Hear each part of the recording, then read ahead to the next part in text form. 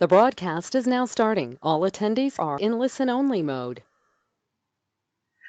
Good afternoon, everybody. Thank you for joining in on our webinar this afternoon. We're really delighted to have Seb Crawford from the University of Technology, Sydney, who's going to be taking you through their fantastic new plastic-free food court initiative that launched just a couple of months ago. So I'm not going to spend too much time going through an introduction other than to let you know that you're in fantastic hands with Seb, who is the Sustainability Engagement Manager at UTS and has been there for 8 years doing some absolutely fantastic work. So Seb's going to be taking you through his presentation to start with, and then at the end we'll be opening it up for questions. So if you do have any questions, please do remember them, hold on to them for the end of the presentation, and then we'll open it up and hopefully get some really great discussion going. So that's it from me. I'm going to hand over to Seb now to run the presentation. Thanks, Seb. Great, thanks Ree, and thanks everyone for being online. So as Ree said, I'm planning on talking for certainly no more than half an hour to give us plenty of time at the end for questions and conversation. So look, it's great to have you all interested in this topic because it's certainly something that's been a real journey for us and we're still very much in the thick of it, and so got plenty of stuff to talk about. So just before we get stuck in though, a little overview of UTS. We're about 40,000 students and 4,000 staff in the CBD of Sydney, so very much a city-based campus, and that's kind of relevant for this initiative because we have a lot of food and retail and beverage around the campus, and our buildings are dotted into and integrated within the city fabric, so it's very easy for staff and students to just nip out in and out of the campus to purchase food and beverage, which will become more relevant as we get into the presentation. This initiative was driven by the sustainability team that I sit within, but certainly we've had lots and lots of support and collaboration and involvement of others across the university, and I'll talk about that in a bit more detail. So moving right along here, bear with me. I'm just having a little bit of a technical glitch here. There we go. Okay, so we actually kicked off this process very early in 2018, and the first step was we developed a plan to phase out single-use plastics called the UTS Plastic Free Plan by 2020.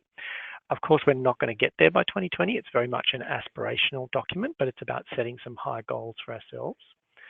It started off partly in response to pressure and questions and stuff from staff and students around the ABC War on Waste program, and just a real awakening awareness of the problem of plastic waste. We held a couple of forums early in 2018 for staff and students, and out of that fell a bit of a priority list, and from that we developed the Plastic Free Plan. That then went up through the organisation at the various levels and got senior executive sign-off. And it was a plan to phase out single-use plastics across the campus and to focus at first on retail food and beverage. And that was actually what staff and students told us they wanted us to focus on, recognising there's still quite a bit of single-use plastic in the labs and elsewhere, and that's kind of a second phase, I suppose. And it really itemised those things you can see there listed, which were plastic lined cups, plastic bags, straws, food containers, and bottles. And so implementing the plan began towards the end of 2018. It was supported by a communications plan, and that was a staged plan to support the implementation of the plastic-free plan. And it was basically running through it from late 2018 right up and through to today.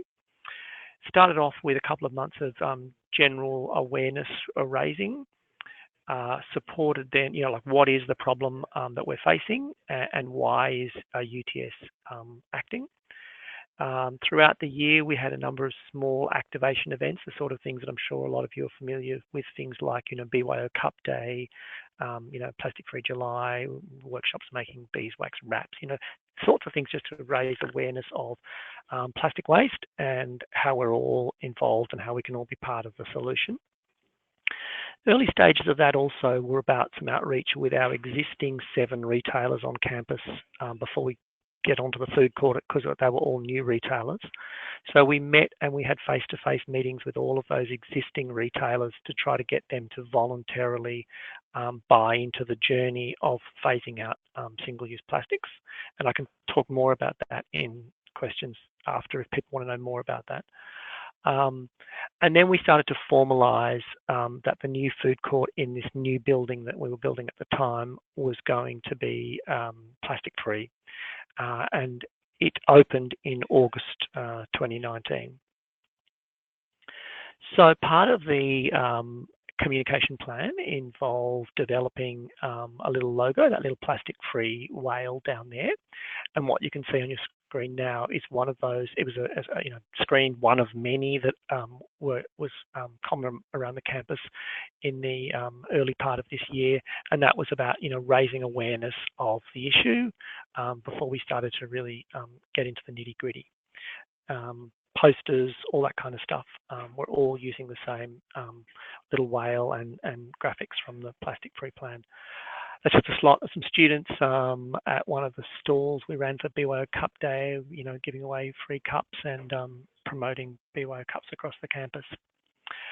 Okay, so towards in parallel to that, but more sort of focused in the end of 2018 and the first half of 2019, we really started to get into the nitty-gritty of the new food court in our new building, and there's a shot of the building there you can see on your screen. So it was formalised that the food court would be plastic-free and that all packaging would be compostable only. And as we really this idea started to take shape. By this stage, we were already working very closely with UTS commercial team, who manage all of the retail leases on campus and were very involved in the retail precinct within the food court, as well as also we had a project management team who were actually building the building, and a couple of staff involved in the fit out of the food court itself. It was at that time that we realised part of this would actually be putting specific clauses into the tenancy agreements of the new food court. And that was all pulled together as a proposal, which got senior management sign-off in the latter part of 2018, before it then went out to tender. The new food court went out to tender. So the process, I wasn't personally that involved in the tendering process, but it was a two-staged process, and there was quite a bit of iterative development and learning as we went through. It definitely was a much longer tender process than we would traditionally have. So two-staged, if you like. It was 2 rounds. First was letting a sustainability brief, which let the prospective tenderers know what UTS's sustainability goals and objectives and targets were, and that the food court was going to be plastic free. And of course there was other environmental and sustainability clauses in their leases as well, around things like water and energy use and all that sort of stuff. It also involved, in the second round of the tender, actual face-to-face meetings with the preferred tenants at that time. And it was then that we really started to talk nitty-gritty about what the actual clauses within the leases would look like, and I'll show you what they are in a minute. And let the tenants know that they would need to provide an actual schedule of all of their proposed packaging that they were going to be using, and that we would need to sign off on that. In that process, it's worth mentioning that that took the actual choice of the packaging that they were each individually using was what took more of our time than we thought it would at the beginning of the process. That's not normally something you particularly do with a standard tenant. But, while this is, sustainability and to some extent packaging is core business, maybe for us on the phone, for people who are running a cafe, the sustainability of their packaging is not necessarily core business, even when they actually have a genuine interest in it and they themselves share the concern about plastic. Some of them were not very well equipped to actually do the research to find suitable products, and we had to help them with that. So this is what the clauses in the lease look like, and I will actually quickly read through them because I think they're really the nitty-gritty and important. But it is worth just reiterating that there, of course, were other environmental clauses as well. This is just specifically as we pertain to the packaging. So basically the clauses are that they are only to supply food packaging that is not comprised of plastic and is compostable in accordance with Australian standard, blah, blah, blah. That it was not supply customers with food packaging that is not compostable in accordance with Australian standard, blah, blah, blah. So, we use that Australian standard as sort of like our benchmark. Not supply straws, plastic straws, not supply any or sell any beverages in single-use plastic bottles, and rather supply beverages in sustainable alternatives such as aluminium and glass. Not supply plastic containers or paper cups with plastic lining for takeaway beverages. Provide customers with a discount for supplying their own reusable items. Not supply plastic bags, and supply customers with serviettes that are non-manufactured from chlorine and are compostable. And then the final one is actually for the QSR, which is our one and only venue in the food court where you sit down and dine in. And so this one is specific to that one venue, and that is that they must supply and use their own reusable crockery, cups, glasses, water, and you can see the list there for yourself. So that's the clauses that went into the lease, and we have told in those face-to-face interviews we had with our existing retailers outside the food court that as their leases come up for renewal, this set of clauses will be inserted into their leases as well. So the new food court becomes the new standard, the new benchmark for the campus as a whole. So the retailers, there they are there. We've got Cha Time, the Bubble Tea Place, Mad Mex, Mexican Stuff, Papa Rich, an Asian food supplier, Sushi World. They're all pretty major national chains that most of you might be familiar with. Stock Market is, I think, on a couple of other university campuses. And then the bottom three, Unibros, the Little Roaster, and the Terrace, are all small independent businesses. Unibros moved from elsewhere on campus, and the other two are new. So that gives you a bit of a good cross-section. And some of those, Cha Time, for example, is a bubble tea chain which uses plastic in all of its products, in all of its other outlets across Australia. So, it's pretty groundbreaking for them to come on board and only go to compostable packaging. So let's just unpack the packaging, no pun intended. So just to give you an idea of the sort of packaging we're talking about. So of course it's paper, cardboard, sugarcane, bamboo, wood, all that kind of stuff that you might spring to mind first off anyway, but then it also includes PLA and cornstarch. And I'd say that approximately 40% of what we've got at the moment down there is PLA and cornstarch, especially lids. We've got quite a lot of things like coffee cups, for example, but quite a few of the other salad bowls and things like that, where the base is cardboard or cane or something, sugar cane, something like that, but the lid is PLA. That was one of the criteria that was really important to a lot of the retailers is that the lid was clear so that they could look into, so customers could see the food. And then, of course, glass and aluminium, and that's mainly the bottles and drinks and stuff like that. It's worth, I mentioned earlier on that, the tendering process was a bit of backwards and forwards and took longer than a traditional tender process would.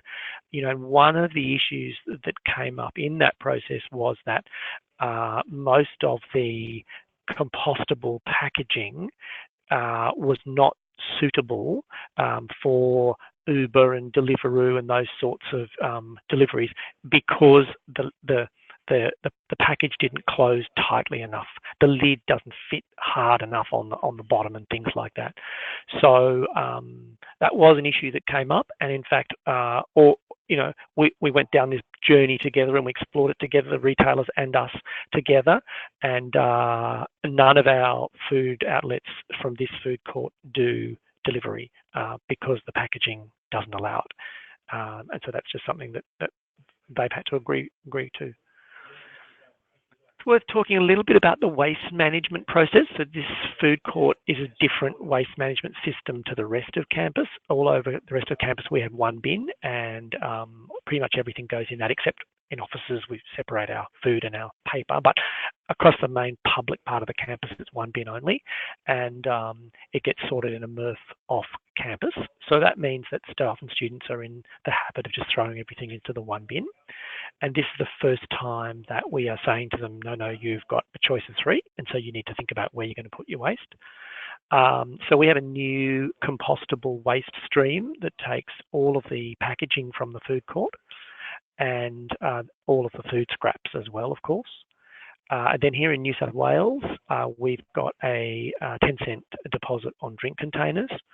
So we've got a separate bin there for that, and that is a bit confusing there because things like, for example, the char time drink container doesn't go in that white bin. There's not a 10-cent deposit attached to that. So some little bit of careful wording there around what does go in the white bin and what doesn't go in the white bin. And then, of course, we've got our general waste bin, the red one there you can see, which is basically everything else. And that is where plastic would go and anything else that's basically not from the food court. We also have back of house food waste separation. So all of the outlets in the kitchens out the back have got a green bin that takes all of the food waste. And that sometimes gets mixed with the maroon food and compost bin, and sometimes we actually have our own dehydrator composting machine on campus, and we process some of that material here. And I'll talk a little bit about why and when it gets mixed together in a minute.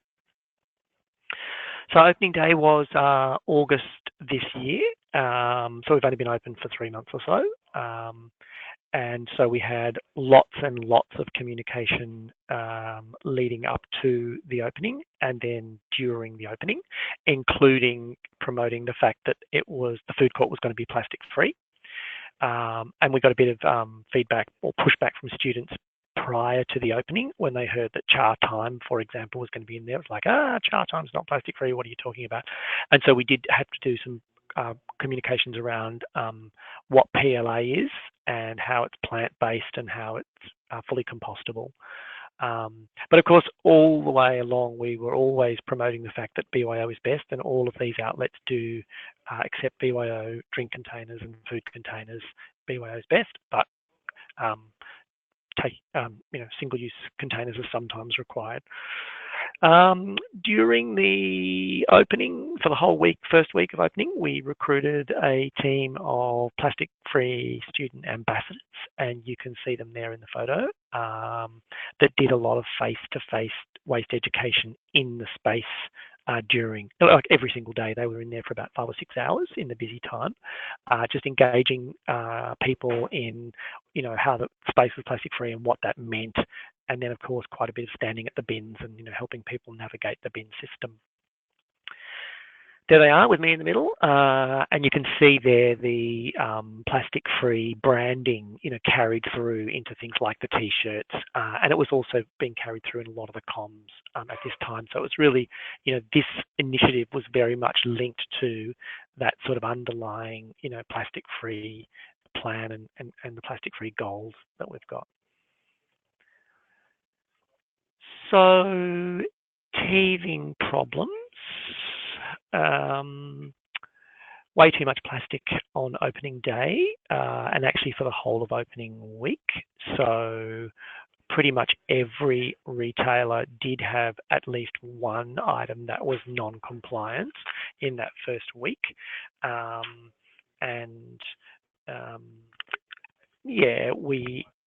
So actually I'll come back to that in a minute. So other teething problems were contamination at the bin. So people not actually quite understanding, particularly that the food and the packaging all went in the one bin. So we are now experimenting with the bin signage to try to fix that. Part of the feedback we've had is that the bin signage is too minimal. There's not enough information. And so we're currently putting a little bit more information on the bins themselves, but we are actually doing some stickers which will go on the tabletops in the food court. The thinking there being that as people are sitting down eating, having the information sitting there in front of them, that it just goes into a bit more detail than we're willing or happy to stick on the front of the bins. We're going to do that as our first round. That's kind of signed off now. If that's not successful, we're planning on actually putting in some sort of displays above the bins and things like that. So definitely experimenting with a bit more signage. To address the plastic problem, we had an audit at the end of week one where we actually went around with all the retailers and looked at every single item of packaging that they were using. But it was done very much in the spirit of collaboration and, hey, it's been a really busy week and, hasn't it been amazing that students are just so positive about this? And, yes, the queues have been fantastic. They were all ecstatic. It was very, very popular. But hey, let's just get the packaging right because there's still a little bit that's not quite right. And it was a really I was involved in doing that work, and it was great to see every single retailer was on board with the plastic-free spirit and messaging and all that kind of stuff. A couple of them genuinely just were horrified and had no idea that the lid was plastic because they bought it from one of the sustainable compostable suppliers, of which there are only a few really in the market, and they just didn't know that you had to specify the PLA lid because the plastic lid comes as the default, and unless you specify PLA and pay a little bit more for it, you get the plastic lid. So there's quite a bit of that. There was this little soy fish in the sushi place was one of the things that we couldn't get an alternative for, and so they now are serving the soy sauce in little tiny dishes, PLA dishes. The little sachets of wasabi are one of the few things that we still have been unable to find an alternative for, and one of our retailers, Mad Mex, is pushing back pretty hard on wanting to retain their bright red aluminium that they use to wrap their tacos in. We've got two other venues who do stuff like tacos where they wrap them in wax paper. So we're sort of trying to be pretty firm on that and saying, no, we want wax paper. But apart from that, we did an audit at the end of week one, and then we've done two since then on a monthly basis. And our intention is just to do them roughly monthly until everything is ironed out. And I've got to say, the one we just did last week, there was only just a couple of really minor things. Most of the retailers are now 100% compliant, and there's just a little tiny bit of slippage. But really, across the board, generally, the retailers are totally on board. The main teething problem that we're still having is the contamination at the bins. It's worth mentioning, though, that the processing of the material is a really critical issue. So we here in Sydney have got two places that take compostable packaging, including the PLA, and they are Soilco and Earth Power. Soilco is a traditional composting facility, commercial composting. Earth Power is a biodigester. And so in a perfect world, we would like to send it to Soilco. For the first month or two, it's been too contaminated, and so it's been going to Earth Power instead.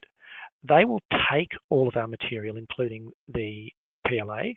All of the paper and the cardboard and cane and all that kind of stuff breaks down really easily in their biodigester, but the PLA, while it can take it, it doesn't fully break down. And so we are still in discussions with them about where they're sending it after, and we are worried that some of it's going to landfill. So that's not an ideal ideal situation, but we are working to redirect it eventually to Soil Co as soon as we can get the contamination down low enough. So data, how are we going for time? I think we're about, yeah, okay, I'll wrap up soon. Data, so look, it's really still too early to get solid data. It's only been going for 3 months, barely that. So monthly average, though, we're looking at about 1 tonne of compostables, about half a tonne of the bottles and drink containers that have got the container deposit attached to them, and about nearly 2 tonnes of the general waste. But look, we know that those numbers are really skewed because probably the general waste should be half that, and we're getting way too much packaging and food still in the general waste that should be in the compostable stream. So it should be almost turned on its head. It should be more like 2 tonnes of compostable, 1 tonne of general per month, roughly. The general waste, of course, goes just like all the other general waste around campus to a MRF, and in the main part of the campus, we recycle about 80% of it, but we're worried that what's coming out of the food court is not reflecting that because, of course, it's a lot of non-recyclable compostable packaging. Back of house and coming out of the food court, we're looking at about 1.3 tonnes of the food waste, and that's really clean. We're really, really happy with that. So lessons for us, getting the plastic-free plan up front and getting sign-off on that from senior level management was really important, and it made the signing off of the food court and agreeing that that was the direction we were going to take a fairly straightforward process, which included, of course, getting senior executive sign-off. Look, the leases, really explicit, strong leases in clauses, in the lease was really important. Getting them into the new leases and working with new people on campus once they're in there is relatively easy, but as some of you might know, inserting them into existing leases is very difficult. You can't just do it when they're renewed. It needs to actually happen when the lease actually changes hands. The other learning, I suppose, for us is that, look, ideally, in a perfect world, we probably wouldn't accept PLA, but we just didn't have enough packaging in the market yet to cross out PLA as well. So there was just too many lids, especially where there was no alternative. And also, as I said, the retailers wanted to have a clear something so that the customers can see the product. So that was all kind of in the planning, I suppose, at the operations level. Look, having a really critical and close working relationship with our own commercial and leasing staff, as well as the project managers, was really important. And then as we moved into the operational side of things, with the communications team to tell the story, of course, with the waste management team on campus. The last bullet point there, look, definitely need to allow more time than usual to work with the retailers and sort of hold their hand a bit during the negotiations. A lot of it is just holding hand and working with them and helping them find the packaging. Some of it is genuine pushback, and that just varied a bit from retailer to retailer. And then final screen, finishing off on the lessons learned. You look, both the packaging and the waste processing is a bit of a moving feast, as we all know. Packaging is highly decentralized. They all buy their own packaging. The exciting thing is that there is actually a lot of innovation in the market at the moment. When we first put the clauses into the lease, there was not a single brand doing bottled still water in non-plastic. Luckily, while we were beginning to do the fit out, one supplier just water came into the market in paper board, and only yesterday I got a sample of an aluminium can now in selling still water as well. So the innovation is happening in the packaging all the time, and ditto, as we all know, like waste and waste management and waste processing is just constantly moving. So at the moment, we're lucky that we here in Sydney have got 2 suppliers that can take PLA, but that may or may not change, going forward. The retailers definitely needed guidance and support on the packaging selection. Vending machines is still a bit of an issue. We have had to give ground there on things like chip packets and stuff like that. Some of the sort of like candy bars, that sort of stuff, there's still a little bit of plastic there, but we have knocked off plastic drink bottles in the vending machine. There's none of that. Overall, look, it's been a really, really positive initiative. It's amazing how popular it is with staff and students. We've had almost nothing but positive feedback. Students especially just love it, you know, and you know, overwhelmingly the message you get is, oh, it's so great to be able to go to a retailer and buy stuff in an environment where you feel like the values are aligning with your own and that make it easier for me to behave in a way that aligns with my values. And we've had, you know, that in various forms or words from staff and students a lot, which has been really nice. And then really great reputational benefits as well. We've had quite a bit of media, and in fact, the Vice-Chancellor in his latest, 12-monthly update to all staff included, photos of the food court and, raved about it. And so, from the highest levels down through the organisation, there's been really lots of support. So, yeah, it was a bit of a slog, but it's been really positive, and maybe I might wrap up there for questions and conversation. Fantastic. Thank you so much, Seb. Some really great learnings there. So hopefully everybody else got quite a bit of out of your presentation there. Belinda has sent through a literal rampage of questions. So I might actually just check and see if I can unmute Belinda so that you can ask directly. There's quite a few questions there. I don't know if you're available to chat, B. Can you talk? Hello, can you hear me? Yes. Hi, yes, Ree. I can hear too. Hi, Seb. Thanks for all that. So, yeah, you're aware that I had a number of questions, so that's why you've got this rampage of questions coming through from me. So I guess my first question was, what happens when your batch of rubbish is contaminated? I suppose this is different per bin, but how is it sorted and where does it end up? You sort of alluded to what happens with that with the compostable, but what is your general, like, what are you seeing? What's the most contaminated bin and with what? Yeah, look, it varies a bit. I mean, of course, the one thing that the MRF that processes our general waste can't take is, putrescible wet waste, food waste. So if too much of the food goes into that general waste bin, it all just goes straight to landfill. So it really depends on how much food is in that bin, and it varies from day to day. Luckily, most of the time, it's below their threshold, and so it goes to the MRF, and it gets sorted at the MRF. The recyclables are pulled out, and the rest goes to landfill. But that still sees quite a lot of the compostable packaging going to landfill, which is not an ideal outcome. We're not seeing the bottles and cans ever contaminated enough for them to be rejected, so they're all going to recycle, which is great. And as a general rule, we're not seeing the compostable stream too contaminated with other stuff as well. So the compostable and the bottles and cans are pretty good. It's just that not enough of the compostable is going into the compostable. Too much of the compostable is going into general waste at the moment. Okay, and so didn't you mention that the compostable stream is sometimes getting rejected by Soil Co, or did I misinterpret that? So that's correct. So Soil Co, it most of the time is still too contaminated for Soil Co to take it, and so therefore it's going to Earth Power. So what's it pretty being much going to Earth Power for Soil Co to reject it? Didn't catch that. Oh, sorry. Why is Soil Co rejecting it? How is it too contaminated for them?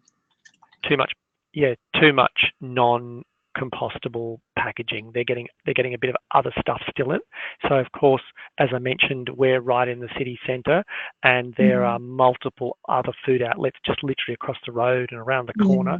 So we still are getting quite a lot of packaging being bought in from outside the food court, including quite a bit of plastic and, stuff from home, you name it. And so still a bit too much of that is going into the compostable stream for Soil Co to take it.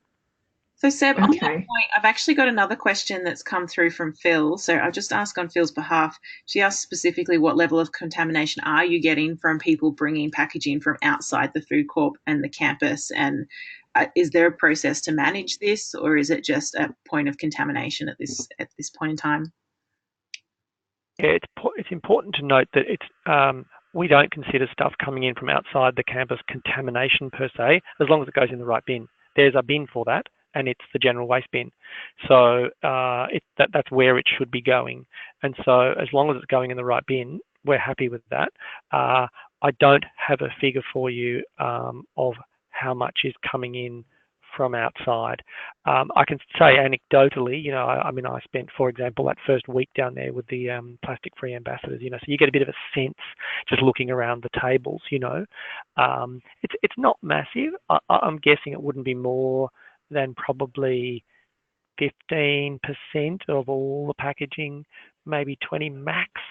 The vast majority of our packaging is definitely from within the food court, but it's still significant, But no, sorry, Phil, I haven't got an actual number for you. As I said, barely 3 months in, numbers are still a bit rubbery. Yeah, no problem. So I'm getting lots of questions coming through, so I'll try and manage them as best as I can. Another one from Phil was around how you manage compliance and who does your audits, and are there any penalties for any failure with the audits? So far, we've done the audits ourselves in-house. No plans at this stage to change that. Every time we've done those audits, for example, of the retailers' packaging, I just take a photograph of each plastic item. I then send an email to our commercial team itemising the plastic we've found in this audit, and then our commercial team contact them, the retailers, and tell them this has been a problem, please rectify it. So look, based on our experience so far, there's been really genuine attempts to rectify. We haven't had to get any more heavy-handed than that at this stage. Thanks, Seb. So Michael's sent through also quite a few questions, so I'll start going through them. His first one was, have you implemented compost bins in other areas of the campus, as in outside the food court, to accommodate takeaway food? We, separate to the food court, in our back of house, food and beverage, in the kitchens of all food and beverage, both within the food court and outside, as well as in our office kitchens, we separate out food waste. We've got a separate green bin for all of our food waste, and that's the vast majority of food waste on campus, and we process that ourselves in our own dehydrator machines, and then that goes off to an organic garlic farm to be used for compost. That system works really well with relatively low levels of contamination. I mentioned in my presentation that some of the back of house food waste is sometimes being mixed with the compost bin. That was happening in the early days when it was going off to Soil Co, where we were trying to send it off there because they needed a certain percentage or a certain amount of food mixed in with the packaging. They don't want the packaging on its own. They need the food waste in it to get it up to the temperatures that it needs to get to. 55 for PLA to break down, it's got to get to 55 degrees, minimum 55 degrees for a minimum of 3 days. It's got to sit at that temperature for 3 days. It won't break down in a backyard composter.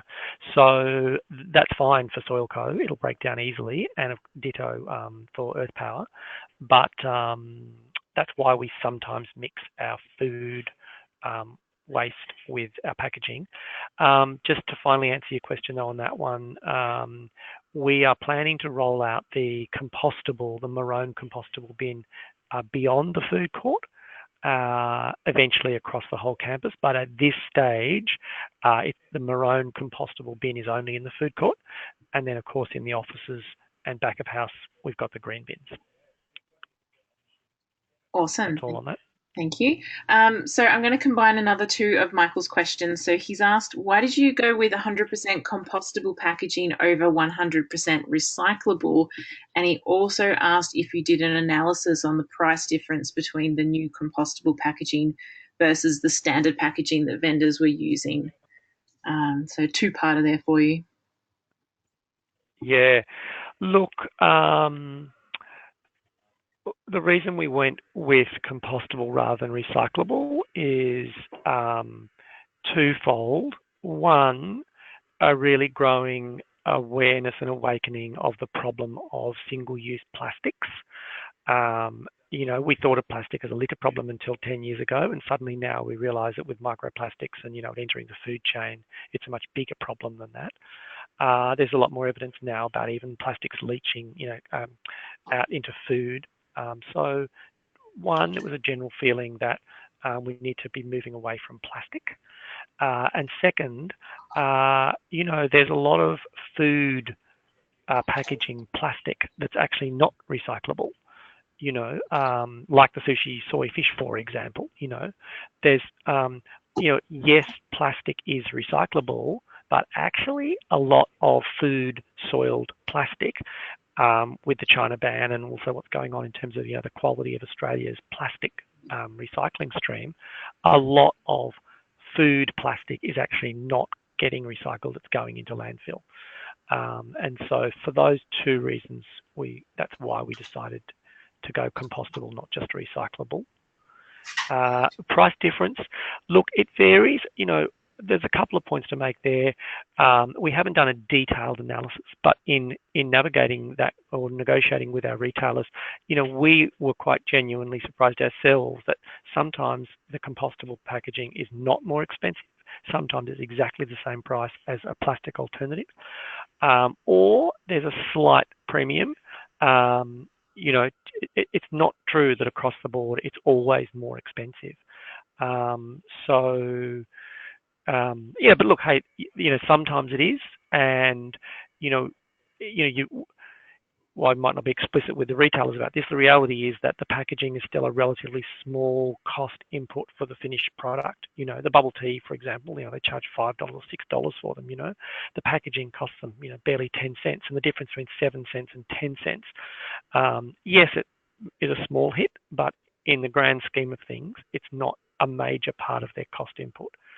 So, the cost of the packaging, to be honest with you, wasn't a major pushback issue. It was more about fit for purpose, being easy to use. Those sorts of things were actually more of a concern than cost usually. That's all. Awesome. I'm going to go back to an earlier question to Belinda and then back to another one from Michael, and then we've got all the ones that I currently have listed.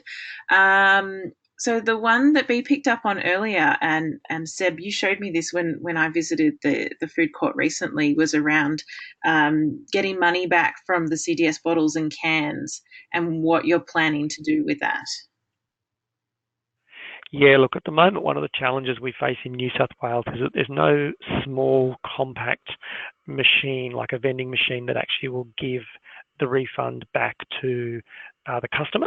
The only machines on the market that do that are, the size of shipping containers, and we just simply don't have the space to do that. So at the moment, we don't give a refund back to the customer. UTS does get part of the refund back when we send that waste stream off for processing. And it is our intention to put that money into a separate pool, separate fund called some kind of a sustainability fund, and that for that money to be made available for staff and student groups to apply for to undertake sustainability related activities on campus. The policy and guidelines around how that money is to be managed is currently being worked out. So at the moment, the money is being just sort of put off into a separate fund, but it is our intention for it to go to fund sustainability programs. That's all on that. Thank you. The last question I had from Michael was around, have you looked at group procurement for packaging as to be facilitated by UTS? Look, there has been that's certainly been asked quite a few times, and there's even been sort of some suggestions. There are a few items that are available only in very large volumes, and for some of the individual retailers, ordering 10,000 of something where they only use 50 a week is a bit of an issue.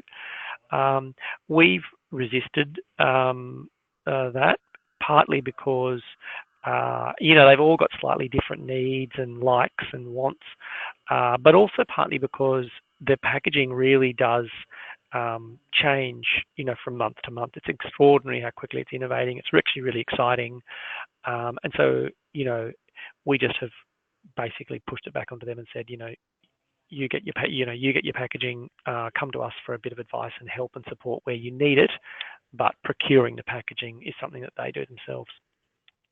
That's all on that. Great, thank you. Another one from Michael. Do you have any solutions for Glad wrap that is used back of house? Yeah, really good question. No, we, the beeswax wrap has sort of been toyed around with, but of course that's not suitable for some instances. We know that, and we've been working with some of the retailers on reusing containers that have got lids on them instead of Glad wrap. But look, absolutely, Glad wrap is still used at back of house. We've got one retailer who still occasionally, actually one of the Asian retailers, who uses a little bit of Glad wrap on one of the products that they sell over the counter, and we've been not happy about that. But it is hard to be really, really tough on Glad wrap because we haven't come across a alternative product yet that has the same functionality and is fit for purpose in the way that Glad wrap is used currently. So look, Glad wrap is absolutely one of those problem products. Yeah. Another one, I should just unmute you, Michael. Another one from Michael. What type of cutlery has been prioritised, bamboo or compostable plastics? Yeah, it's not about prioritising one over the other. All of the cutlery that is provided is PLA where it's provided. It's that one of the things that came up in those face-to-face interviews we did with our other non-food court retailers was actually around cutlery and straws and coffee cup lids, and we sort of suggested to everyone that they don't provide those items with the product. They actually either put them on the counter and the customer has to choose to take them, or the customer gets asked, do you want a fork? And that's what's happening in the food court. No one gets handed some food automatically with the cutlery. They should have, it's there on the counter if they need it. So we've tried to minimize the volume that way. But yeah, the places that are providing, it's only two. No, Sushi only provide chopsticks. They don't provide knives and forks, to my knowledge. So it's only the Malaysian place that provides both. The others, it's just straight cutlery. Yeah. I must say some of the cutlery is wood. So there's some. Two of them have got not cornstarch forks, but actually wooden forks. Yeah. So actually, sorry, maybe I contradicted myself there. Sorry. That's all on that. It's all good, thank you. So heaps of questions that have come through. I think I've passed all of them on. If I've missed one or if there's anything else, I will do a last call for questions for Seb today. But in the meantime, just in case anybody's typing them out, I really want to thank you for being so open with all the issues and concerns that you're having with the program. I think this is something that a lot of people are grappling with in their own institutions, and there's a few different solutions that are starting to come out, but this is the first time we've seen this, the UTS solution being implemented across an entire food court. So really exciting to see how that goes, and hopefully we'll be able to check in with you when you've got a little bit more time and a little bit more data behind the program to see how that's progressing and how your waste streams are progressing further on the track. Oh, I've got a couple more questions that have come in.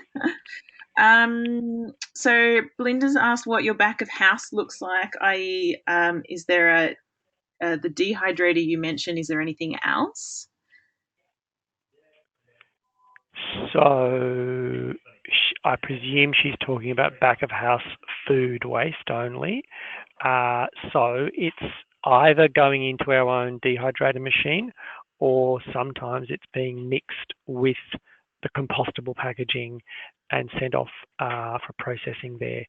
So yes, when we mix it, we do that downstairs in the loading dock when the waste gets picked up in early hours of the morning. And my understanding, but I might be wrong on that, is it's the truck operators who actually say, no, this bin needs some more food. Can you give me can you throw in a bin full of food, green food waste? I believe that's what's happening some mornings down in the loading dock.